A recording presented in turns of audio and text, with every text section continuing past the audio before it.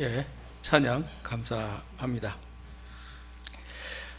잠언 전도서 강론 27번째입니다. 성공하는 지도자가 되려면 이 제목을 가지고 은혜를 나누기를 원합니다.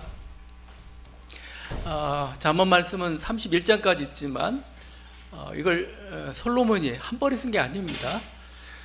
여러 번에 걸친 수집물입니다. 그러니까 이건 어떻게 보면 이스라엘의 생활의 지혜죠. 이 생활의 지혜가 수백 년 동안 쌓인 건데 이게 단번에 기록이 되죠. 그때 모아졌던 겁니다. 1절 이렇게 설명하죠. 이것도 솔로몬의 잠언이요 유다 왕 히스기야의 신하들이 편집한 것이니라 그랬어요. 이 편집한 내용이 25장부터 29장까지입니다. 25, 26, 27, 28, 29 굉장히 길죠. 그래서 자꾸 이 잠언을 솔로몬의 잠언이다 얘기하니까 솔로몬이 여러분 지혜라는 건 한 사람이 그렇게 다 만들어낼 수가 없어요. 솔로몬 혼자 썼다 그게 아니에요. 이렇게 오랜 세월 이스라엘의 지혜들을 모았습니다. 계속 모으고 근데 솔로몬이 워낙 지혜의 사람이니까 그에게 헌정하는 식으로 이렇게 되는 거예요. 다윗은 시 뭐 이런 겁니다. 그러니까 근데 이게 지혜라고 할 때 보통 이 지혜는 어떻게 형성이 되냐면 가족 단위로 아버지가 무릎에서 자녀들을 가르치는 거죠. 부족이 가르치는 거죠. 계속 이런 지혜들. 그럼 부족 지혜, 가족 지혜가 아마 기본적일 겁니다. 그럴 뿐만 아니라 궁중 지혜라는 게 있습니다. 궁중. 그러니까 왕립 학교예요. 학교에서 배우는 교육이 있습니다. 그게 오늘 말씀이죠. 지금 아마 이게 지금 히스기야 왕이고 그의 신하라고 그렇죠. 히스기야 왕 때 그 신하들이 수집했다라는 거죠. 그러니까 기간도 상당히 한 몇백 년 후입니다. 솔로몬으로부터 생활의 지혜입니다. 그래서 이 지혜자들은 누구였을까? 이 사람들이 보통 우리가 책략가, 모사 이렇게 표현도 할 수가 있어요. 어떤 그 왕의 어떤 정책 조언자들이었을 겁니다. 정책 조언자들, 그들을 양성하고 어떤 관료들이라고 볼 수가 있죠. 그래서 우리가 이스라엘 할 때 하나님 말씀이 만들었던, 하나님 말씀을 탄생시켰던 세 부류의 사람들이 있어요. 예레미야 18장 18절 이렇게 설명합니다. 오라 우리가 꾀를 내어 예레미야를 치자. 여기서죠. 제사장에게서 율법이, 지혜로운 자에게서 책략이, 선지자에게서 말씀이 끊어지지 아니할 것이니. 그죠? 제사장, 지혜자, 선지자 이 세 사람이 하나님 말씀을 만든 사람이에요. 그러니까 구약 성경을 누가 만들었느냐? 제사장입니다. 모세도 제사장에 들어가죠. 제사장, 그 다음에 지혜자들에서 지혜서들이 나오기 시작하죠. 선지자들은 해석자들입니다. 그러니까 이들에 의해서 하나님 말씀이 만들어지는 거예요. 지혜도 뭐예요? 하나님 말씀이라는 겁니다. 지금 제가 오늘이 27번째예요. 계속 지혜를 하다 보니까 좀 싱겁죠, 여러분. 그러니까 막 죄를 얘기하고 막 거룩, 뭐 하나님 은혜, 하나님의 전능, 예수 그리스도 막 얘기하는 그래야 속이 좀 화끈해요. 항상 그래서 뭐 캐리그마 설교 얘기지만 항상 그거예요. 근데 지혜 설교는 그렇게 안 됩니다. 안 돼서 좀 뜨뜻미지근해요. 뜨뜻미지근하지만 지혜도 하나님 말씀이라는 겁니다. 우리가 좀 생각하면서 들어야 됩니다. 생각하면서. 사실 뭐 한국교회 여러 가지 설교 중에 뭐가 부족하냐, 캐리그마 설교가 부족하냐, 은혜에 대한 거, 죄에 대한 강조가 부족해서 문제냐? 아니요. 제가 보니까 지혜의 설교가 부족해요. 지혜의 생각하는 설교가 너무 없어요. 그걸 유도하지도 않고 맨날 믿습니까 하니까 생각을 안 하잖아요. 그래서 지혜 중요하다는 겁니다. 예를 들면 여러분이 에스더 썼습니다. 에스더서를 쭉 읽어보면 재밌는 게 여호와 아니면 하나님 이름이 한 번도 안 나와요. 전능하신 이 정도 그냥 간접적인 표현이 있을 뿐이지 하나님 이름이 한 번도 안 나옵니다. 이상하죠. 막 여호와 하나님으로 떡칠해야 되는 게 성경인데 전혀 나오지 않습니다. 그 유대인을 집단 학살하려는 그런 어떤 시도가 있었고 그 음모를 에스더와 모르드게가 용기와 지혜로서 이렇게 막아낸 거예요. 이건 일반 세상사 속에 일어난 일입니다. 자, 그런데 중요한 진리가 있어요. 뭐예요? 하나님 이름이 한 번도 언급되지 않지만 하나님은 도우셨어요. 보이지 않는 가운데. 그걸 깨달으라는 겁니다. 그걸 우리가 보편사라고 표현해요. 보편사에는 하나님 이름이 안 나와요. 하나님 이름이. 하나님 모습을 우리가 볼 수도 없어요. 그렇지만 뭐예요? 하나님은 움직이고 계세요. 역사하고 계세요. 그 눈을 보라는 게 바로 에스더서가 이렇게 말씀하고 있는 바이기도 합니다. 지혜도 그래서 보편적이고 세속적이에요.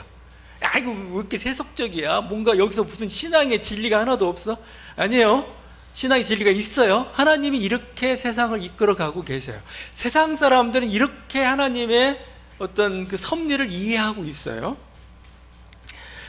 여러분, 이게 중요한 게 여러분이 그 기도응답이라고 하죠. 기도응답. 여러분이 기도응답이라고 할 때 여러분 기도응답이 굉장히 뭔가 막 초월적으로 뭔가 신비적으로 임하진 않죠. 매우 인간적으로 임합니다. 매우 세속. 여러분이 돈이 모자라요. 우리 교회를 뭐 어떻게 해야 되는데 돈이 모자라서 막 기도하면 하나님께서 하늘에서 돈을 막 떨어뜨려 주잖아요. 아니요. 어떤 지나가는 사람이 감동받아가지고 그냥 헌금하고 가버려요. 그건 그냥 여긴 하나님 안 보이잖아요. 하나님이 오히려 이 세상을 움직여 할 때는 그 지혜로 움직여 가십니다. 세속적인 지혜로 우리 여러분에게 기도 응답하고 계셔요. 그러니까 여러분이 지혜를 무시하면 안 돼요. 왜냐하면 지혜 속에 하나님이 계시다는 겁니다. 제가 장황하게 설명한 이유는 잠언서에 좀 적응하라는 겁니다. 잠언서 설교에. 지금 제가 히스기야의 잠언이라고 표현할 수가 있는데 이거 길지만 좀 한 몇 번에 걸쳐가지고 한번 좀 묵상을 좀 해보려고 합니다. 근데 말씀을 모아놓다 보니까 잠언서 참 설교가 쉽지 않은 게 한 구절구절들이 다 하나님 말씀이에요. 지혜예요. 근데 이걸 다 할 수는 없고 그래서 좀 중요한 것들은 추려 좀 하도록 하겠습니다.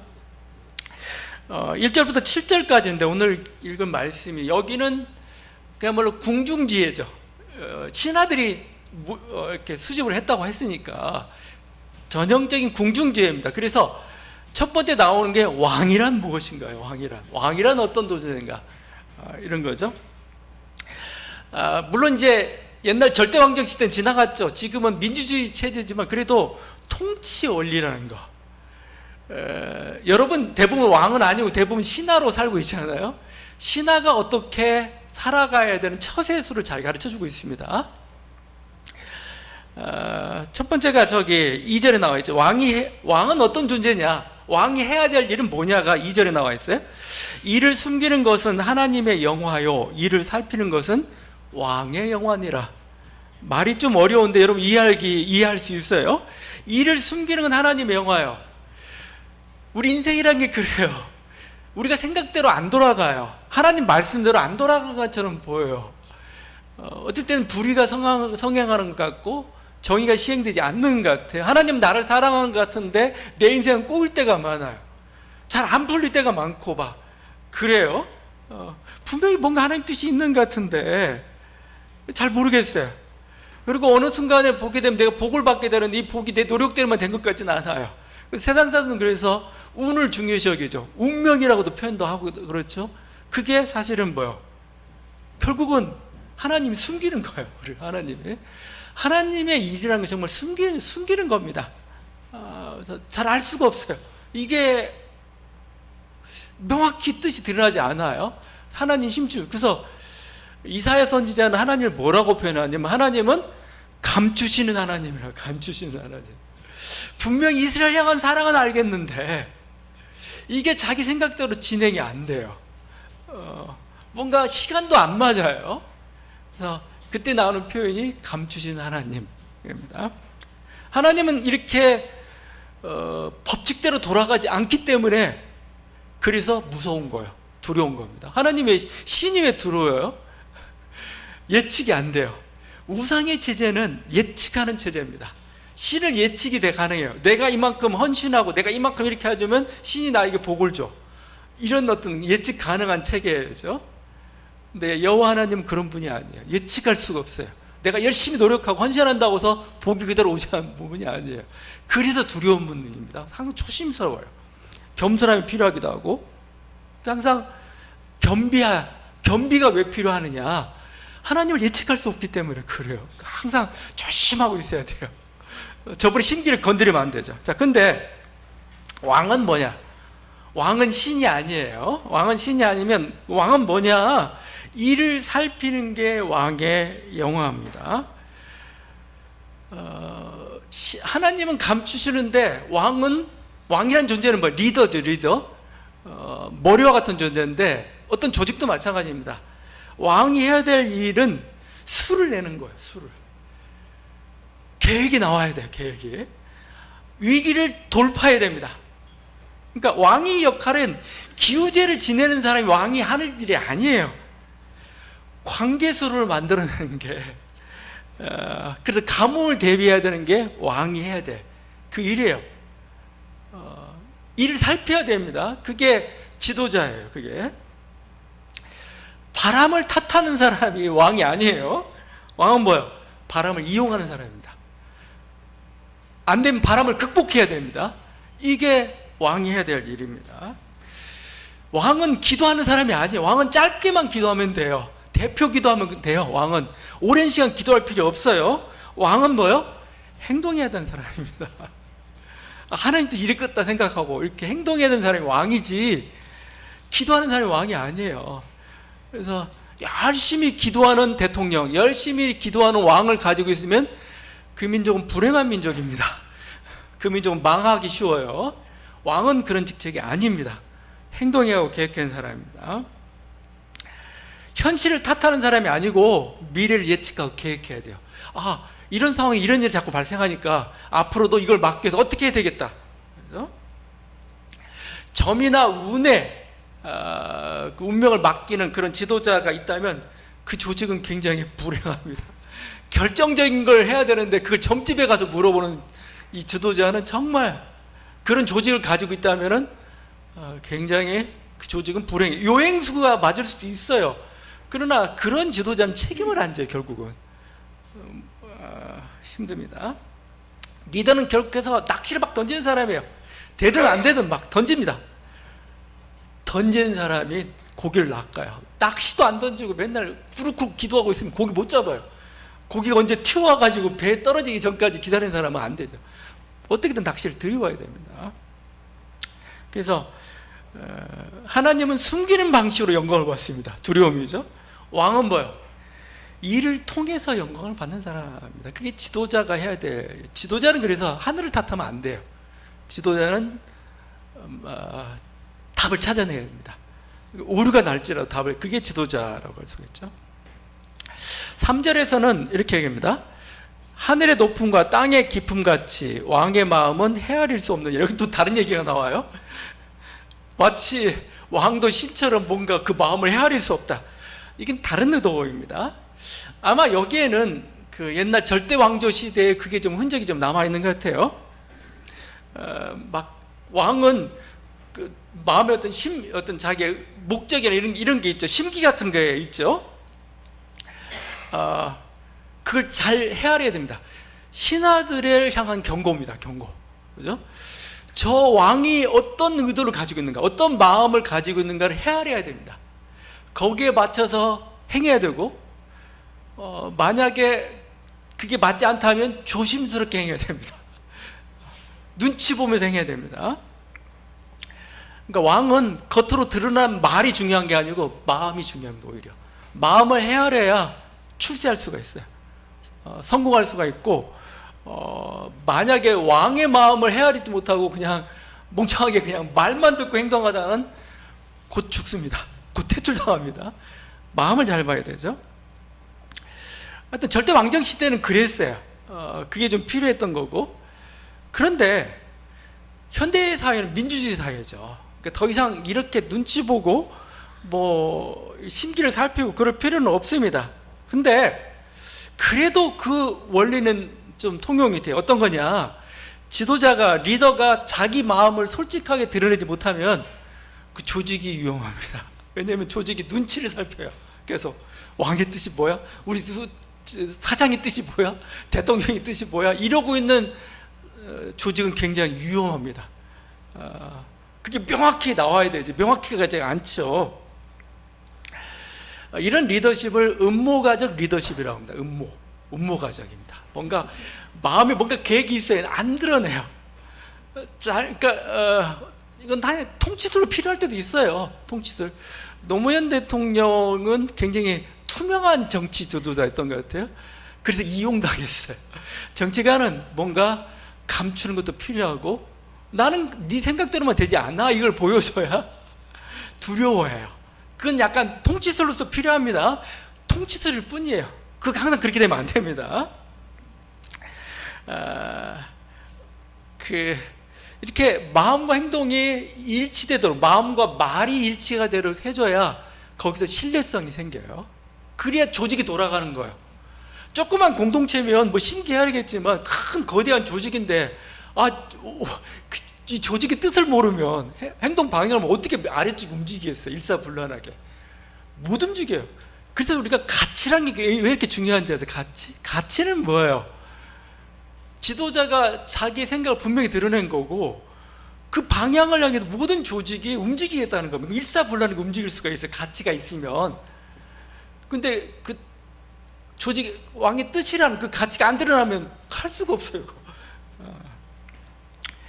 또 대부분 이렇게 어떤 말과 의도, 말과 마음, 이런 게 불일치가 일어났다면 사실은 마음이 뭐예요? 마음이 기획하는 그 의도가 정정당당하지 않기 때문에 그렇습니다. 뭔가 마음속에 탐욕적인 거, 이게 있어요. 근데 이게 구현이 안 되니까 지금 막 감추고 있는 이런 모습이죠. 이럴 경우가 참 많아요. 단지 통치술 정도만이 아니고 요거 이게 위험하다는 겁니다. 그래서 우리나라 역대 대통령 중에서 대통령들을 보게 되면은 항상 무슨 말이 나오냐면, 대통령의 의중은 이렇다, 이런 말이 계속 나와요. 대중은. 그럼 논란이 끊임없습니다. 그래서 자기가 대통령의 복심이래. 신중해서 이거라는 거예요. 문고리 권력이란 말도 막 나오고 막 그래요. 지금 한국 사회에서는 그 검찰 개혁과 관련돼 가지고 이런 논쟁이 붙었어요. 논쟁에 하여튼 이렇게 자꾸 오랜 시간 동안 이렇게 소모전으로 진행된 이유는 뭐냐? 이재명 대통령이 자신의 생각을 분명하게 말하지 않기 때문에 그래요. 속에 뭔 생각이 있어요. 발설했는지 안 했는지 모르겠는데, 누구는 나는 그 속을 알았다고 이 뜻이라고 얘기하고 논쟁이 막 붙은 거예요. 지도자는 중요한 정책이나 이런 거 자기 생각 분명히 얘기해야 됩니다. 그러고 나서 평가를 받아야 돼요. 그게 심판이라는 거죠. 아니면 이게 평가를 안 받으면 그만두면 돼요. 이게 국민의 뜻이 아니고 이거 할 수가 어렵구나. 근데 계속 속에만 가지고 있고 드러내지 않으면 평가를 할 수가 없잖아요. 만약에 뭐 신중해서 그렇다, 아니면 뭐 국민의 뜻을 찾아가는 과정이다, 그래서 자기는 지켜보고 있다, 그 정도 이해를 해요. 근데 그게 너무 오래 지속되면 안 돼요. 만약에 자기 생각과는 다른 방향으로 가고 있다면 돌이켜야 됩니다. 빨리. 그래야 현명합니다. 그래서 이게 이런 과정이 이렇게 자꾸 쌓이다 보면 신뢰를 잃어버려요. 그리고 나의 마음속에 생각하는 게 있어요. 근데 잘 안 들어가요. 강제로 하려고 하죠. 그래서 독재가 되는 겁니다. 트럼프가 그래요. 트럼프는 좀 솔직하죠. 마음에 있는 탐욕을 그대로 드러내요. 근데 그 의중이라는 게 안 좋아요. 정당하지 않다는 겁니다. 근데 그걸 강조하려니까 뭐예요? 거의 독재. 이거, 난 대통령 권력이 그렇게 센지 몰랐어요. 민주주의 사회 뭐 얘기했는데, 정말 제왕이에요, 제왕. 그래서 현대 리더가 될수록 마음과 행동이 투명한 것이 좋습니다. 너무 투명해도 안 되겠지만 하여튼 좀 투명한 게 좋아요. 제가 너무 투명해도 안 된다는 하는 얘기는 뭐냐면, 그건 일방적으로 정책이 정해져 버리잖아요. 사람의 뜻을 물을 수가 없잖아요. 그래도 좀 가끔 감출 때는 필요해요. 그렇지만 결국은 밝혀야 됩니다. 그래야 거기에 대한 뭔가 호불호 아니면 어떤 정책들이 이렇게 결정이 되는 거고 이러면서 가는 거고 이렇게 가야 되는데 이게 좀 작동이 좀 안 되는 게 좀 문제죠. 그래서 오늘 말씀처럼 왕의 심중을 알 수 없다는 것은 불행입니다. 현대사회는 불행. 예전에는 그냥 처세술 정도로만 했는데 현대사회에서 왕은 그렇게 하면 안 됩니다. 자기 마음과 어떤 생각과 의도와 행동이 이렇게 일치가 돼야 되고 또 그걸 검증을 받으면서 집행을 해야 되고 이렇게 되는 겁니다. 세 번째는 4절과 5절이죠. 지금 왕이란 무엇이? 왕의 통치술도 조금 나오고 있어요. 은에서 찌꺼기를 제하라. 그리하면 장색에 쓸만한 그릇이 나올 것이요. 왕 앞에서 악한 자를 제하라. 그리하면 그의 왕위가 의로 말미암아 견고히 서리라. 은에 찌꺼기가 있으면 아름다운 그릇을 만들 수가 없죠. 또 은에 찌꺼기가 있으면 은근히 잘못하면 깨지고 말아요. 불순물 때문에. 리더는 어떤 사람이야? 리더의 가장 중요한 자질은 좋은 부하들, 좋은 신하들, 좋은 조직의 팀장들을 잘 임명해내는 겁니다. 그래서 조직이 잘 굴러가도록 그 사람이 자기의 맡은 역할을 잘 감당할 수 있도록 하는 거고, 여기에 여기는 악인으로 표현되어 있지만 좀 무능력하고 좀 그냥 심중만 생각했지 조직을 위해서 조금 되지 않는 그런 존재가 있다면 과감히 잘라내고 해야 됩니다. 그래야 그 조직이 건강하게 이렇게 잘 순환이 잘 되는 거죠. 그래서 리더는 뭐냐? 리더는 결국 좋은 사람을 어떻게 선택할 건가? 이 정도 리더가 되려면 어느 정도 돼야 되겠죠. 조직이 어느 정도 이렇게 커야 그 속에서 좋은 사람도 뽑고 그 좋은 사람 통해서 또 많은 사람들을 움직여서 이렇게 돌아갈 수 있도록 만들어 주는 거겠죠. 우리 사자성어 중에 다다익선이란 말이 있습니다. 다다익선, 많으면 많을수록 좋다 이거죠. 한자 사자성어에는 항상 여러 가지 어떤 이야기들이 있어요. 옛날에 있던 사건들이 있습니다. 이건 한나라 유방인데 한나라 유방하고 초나라 항우가 싸웠죠. 근데 항우가 엄청 세력도 있고 힘도 세고 막 그렇죠. 근데 이 유방이 이겼어요. 결국은 한나라가 이겼습니다. 근데 한나라는 어떻게 이겼냐면 한신이라는 굉장히 한신은 대장수죠. 대장수를 휘하러 뒀기 때문에 그런 병사를 잘 부립니다. 탁월한 장수였습니다. 심지어는 하여튼 어떤 많은 수를 줘도 그걸 다 부리고 막 그러죠. 그래서 어느 날 유방이 한신에게 물었어요. 나는 제가 자기 밑에 있는 부하잖아요. 그래서 나는 얼마나 너무 많이 굴리는데 나는 얼마나 굴릴 수 있을 것 같느냐 병사들을. 그랬더니 한신은 이렇게 얘기했습니다. 폐하는 기껏해야 10만 명 정도입니다. 폐하 보니까 10만 명 정도 굴릴 수 있겠는데요? 막 그랬어요. 좀 짜증이 났죠. 내 지금 백만 되고 있는데 나보고 10만 밖에 못 굴린다고? 그래서 한신한테 물어봅니다. 너는 얼마나 굴릴 수 있느냐? 그때 했던 말이 다다익선입니다. 다다익선. 많으면 많을수록 좋다. 수십만이든 수백만이 난 부릴 수가 있어. 그러니까 유방이 다시 묻습니다. 그런데 어찌하여 나는 왕이고 너는 장수냐? 그랬더니 한신이 이렇게 답했다고 하죠.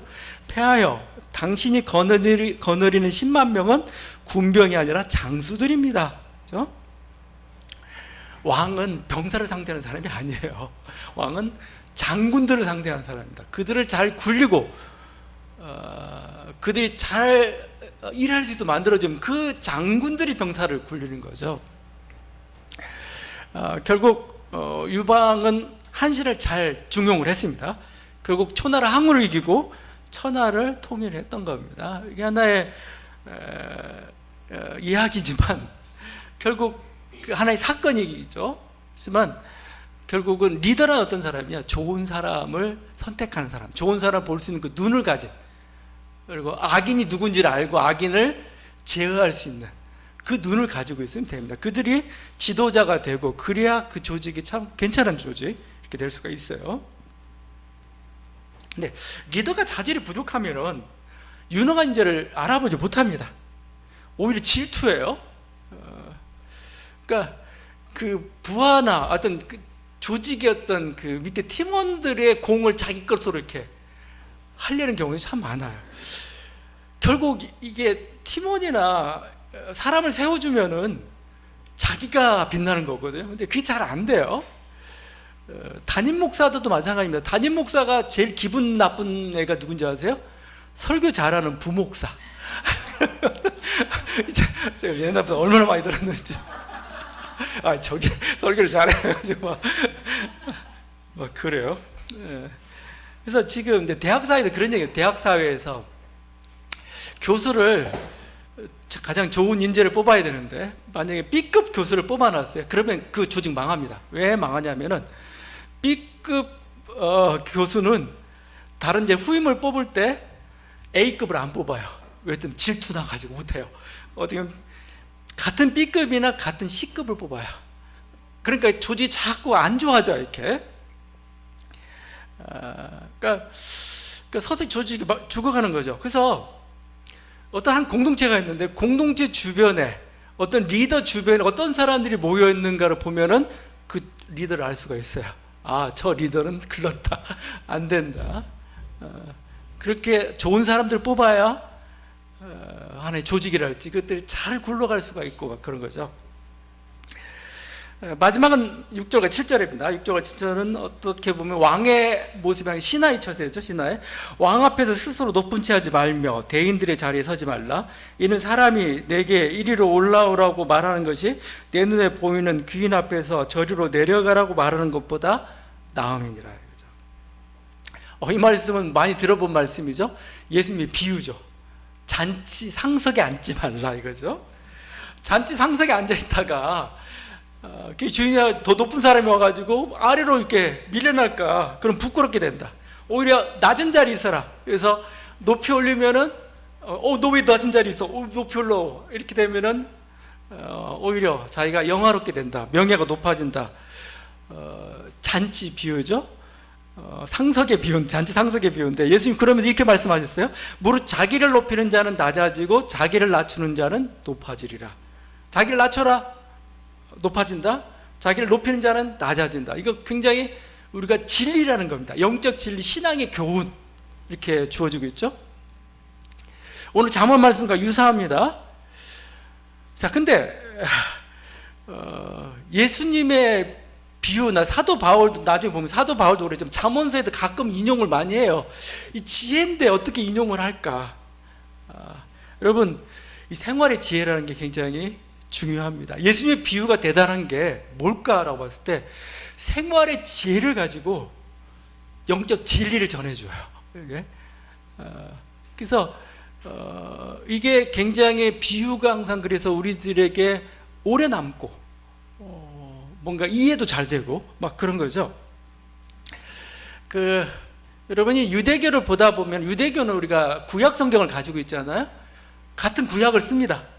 모세 오경도 뭐 선지서 다 믿고 막 잠언서 이거 다 모세 오경도 믿기 뭐 하여튼 구약 같은 구약을 하기 때문에 우리는 마치 이렇게 굉장히 이스라엘과 어떤 유대교죠. 유대교와 친근성을 가질 것처럼 생각은 그렇지 않아요.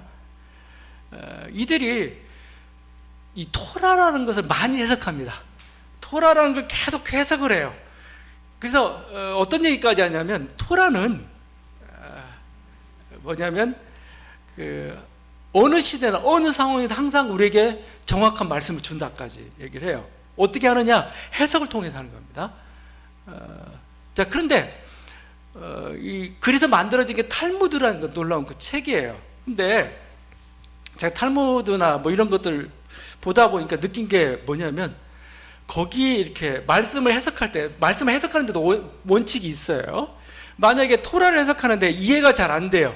그러면 이 해석하는 키를 어디서 얻어올까요? 유대인들은 잠언서에서 많이 얻어옵니다. 잠언서. 생활의 지혜가 들려있는 그 한 구절을 가지고 이렇게 성경에 나와 있는, 구약 성경에 나와 있는 이해가 안 되는 구절을 같이 연결시켜 가지고 해석을 해요. 그래서 제가 얘기하는 건 잠언서 무시하지 말라는 거예요. 여러분이 여러분 성경 묵상할 때, 하나님 말씀 묵상할 때 잘 이해가 안 되는 부분 잠언서 연결시켜도 괜찮습니다. 확대시켜서 적용시켜도 조금 동떨어지는 것 같지만 괜찮습니다. 그건 그걸 교리로 만들어서는 안 되겠지만 우리 생활 속에 묵상시켜서 괜찮은 하나의 해석법이라고 그랬습니다. 제가 예수님 비유 얘기하다가 여기까지 왔는데, 하여튼 여기는 신하의 처세술이죠. 처세술. 지금 여기서 자기 자리라는 게 있어요. 자기 자리. 자기 자리를 잘 알아야 됩니다. 자기 위치를 잘 알아야 됩니다. 제가 그래서 50이란 나이를 지천명이다 표현하고 있는데, 천명이라고 할 때, 하늘의 뜻이라고 얘기할 때 결국은 뭘까? 자기 달란트가 뭔지, 자기 인생의 목표가 뭔지, 자기 자리가 뭔지를 아는 거예요. 아는 거. 자기 위치를 파악할 수 있는 그 능력을 가져야 됩니다. 그게 바로 신하의 처세술이라고 할 수가 있죠. 자기의 위치에 맞지 않으면 위험합니다. 자기 위치가 아닌데 더 높은 위치를 바라본다. 왕이 영광을 받아야 되는데 자기가 많은 일을 했더라도 뭐예요? 공은 팀장한테 돌려야 되고 뭔가 해야 돼요. 이렇게. 근데 스스로 명예를 취하고 스스로 영광을 내가 취한다. 자리가 위험합니다. 그래서 자기가 아무리 했더라도 영광 그쪽으로 돌리고 항상 자기 자리를 좀 낮은 쪽으로 이렇게 보는 게 훨씬 더 안전합니다. 지금 우리야 이렇게 교회가 작아서 그렇지, 예전에 제가 있던 그 교회는 좀 대형 교회에 속해요. 그럼 장로들 굉장히 많아요. 장로님도 많은데 자리 가지고 맨날 이렇게 얼마나 자기 자리인데 누가 앉아 있으면 화를 내요. 화를 내고 서열이 있어요. 자, 장로의 서열은 어떻게 될까요? 일단 연도가 제일 중요해요. 누가 제일 먼저 선임이 되느냐. 그 다음은 표수가 중요해요. 내가 청빙 받을 때 몇 표를 더 얻었느냐 해가지고 서열이 딱 정해야 됩니다. 그러고 나서 그 앉은 자리도 다 정해져요. 잘못 앉으면 혼납니다. 혼나고 뭐 눈치 주고 막 이렇게 되는 거죠. 그때 서 있는 게 제일 좋아요. 딱 빈자리 이제 그때 앉아야 돼요. 자기 자리라는 게 있고 그 잘해야 어디서는 명예롭고 그 자기 찾기 잘하는 사람은 오래 조직에 남아 있을 수가 있습니다. 또 제가 여기는 낮은 위치로 가라고 했는데 너무 낮은 위치로 가도 안 돼요. 자기 자리가 있어요. 자기 자리가. 그건 이제 자리 문제가 아니고 저는 자기 어떤 그 뭔가 연배라고 생각해요. 내 연배. 내 사회생활하다 보면 내 어떤 직위라는 게 있잖아요. 직위 아니면 연배라는 게 있습니다. 거기에 맞게 행동해야 돼요. 청년이 할 일이 있고 중년이 할 일이 있고 노년이 할 일이 있어요. 노년이 청년처럼 한다. 그건 자리에 안 맞는 거예요. 자리에 안 맞는 겁니다. 내 자리에 맞는 일이 아닌다면은 하지 말아야 돼요. 하는 순간 뭐냐면 명예가 손상당합니다. 명예가. 또 반대로 내 능력이나 내 자리는 내 밑에 있는 자리가 아니야. 근데 난 너무 항상 낮은 자리에 있는 것 같아. 그런 취급을 받는 것 같아. 그때 우리들이 필요한 게 있습니다. 믿음입니다. 믿음. 어떤 믿음이냐? 베드로전서 5장 6절 말씀이죠. 하나님의 능하신 손 아래에서 겸손하라. 때가 되면 너희를 높이시리라. 그래서 하나님의 능하신 손 아래에서 겸손하라 합니다. 그 자리를 계속 유지해. 그러면 하나님 때가 되면 너를 높이시리라. 이게 하나의 어떤 믿음, 이 믿음을 가져야 됩니다. 근데 스스로 자기를 높이려고 하면은 추해집니다. 여러분 그 한자 성어 중에 낭중지추라는 말이 있습니다. 낭중지추, 주머니 속에 송곳이라는 뜻이죠. 주머니 속에 송곳을 집어넣으면은 이 주머니를 뚫고 송곳이 나오게 되어 있어요. 그러니까 재능과 능력이 뛰어난 사람은 남의 눈에 띄인다는 겁니다. 이게 낭중지추예요. 이 고사성어가 나온 하나의 또 유래가 있습니다. 춘추 전국시대입니다. 춘추 전국시대에 조나라가 위기에 몰렸어요. 그래서 인재를 등용하려고 합니다. 그래서 조나라는 합종 연행을 통해서 위기를 돌파하려고 합니다. 그래서 책사들이 필요해요. 조나라에 그 평원군이 있었는데 그 평원군이 식객이 2,000명이 됐어요. 그 2,000명 중에 인재를 뽑습니다. 근데 그 식객 중에 하나가 모수라는 사람이 있습니다. 모수가 선발이 되지 않았어요. 그러니까 선발이 되지 않은 이유는 좀 똑똑하다는 소리 듣는데 선발이 되지 않는 이유를 평원군이 이렇게 얘기합니다. 낭중지추란 말을 씁니다. 3년 동안 두드러지지 않으니 날카로운 손끝이 아니구나 하면서 이렇게 얘를 선택을 하는 겁니다. 그러니까 모수가 이 말을 듣고 막 뛰쳐나가죠. 아닙니다 얘기하면 뭐냐면 저를 주머니에 한번 넣어보세요. 저를 주머니에 한번 넣어보시면 손끝이 주머니를 뚫고 나와도 벌써 드러났을 겁니다. 나를 주머니에 안 넣어주지 그걸 알 수가 있나요? 막 이랍니다. 이 말을 듣고 모수를 등용을 합니다. 그래서 초나라에 가가지고 합종을 이룹니다. 모수가 합종을 그걸 세치어로 합종을 이룹니다. 나중에 그걸 알고는 평원군이 정말 얘는 낭중지추 날카로운 송곳이었구나 하면서 그를 가장 상객으로 높입니다. 그러면서 그의 세치혀는 100만의 군대보다 강하단 말을 합니다. 그래서 결국은 드러난 거죠. 날카로운 송곳은 드러나기 마련입니다. 아직 주머니에 들어가지 못함으로, 아직 적당한 때가 되지 않으므로 그게 되죠. 그래서 결국 우리는 그 하나님의 때를 기다리면서 우리들이 해야 될 것은 계속해서 자신의 능력을 닦고 갈고 닦고 계속 하는 거죠. 그러면서 계속 시도를 해야 되죠. 가만히 있으면 안 되고, 가만히 하나님께서 때가 되면 높이시는 난 가만히 계속 시도를 해야 돼요. 실력도 하면서. 그럼 어느 때가 되고 그때 하나님께서 우리를 높이실 것입니다.